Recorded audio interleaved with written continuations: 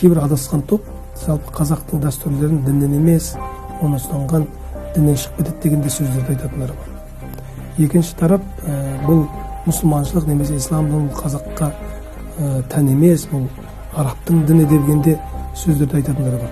Біз ислам дініне келетін болсақ, бұл кеше ғана келген дін емес, көп ғасырлар бойы біздің елімізге, жерімізге сіңген дін. Және біздің байырдан келе жатқан еліміздің қалыптасқан салтымен ұштасқан, сабақтасқан дін.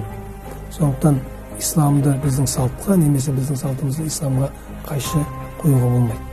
Жалпы біздің елімізге дін 751 жылы келді деген деректер бар. Ел билеген хандарымыздың өзі мұсылман болғандығы, олардың ислам дінін ұстанғандығы, тіптен Қарахан мемлекетінде ислам діні мемлекеттік дін дәрежесіне дейін жеткендігі жөнінде баяндамашылардың баяндамасынан біз тыңдап өттік. Біздің 7 бағыттың бірі ретінде дін мен дәстүрді бекітіп өзімізде осыда.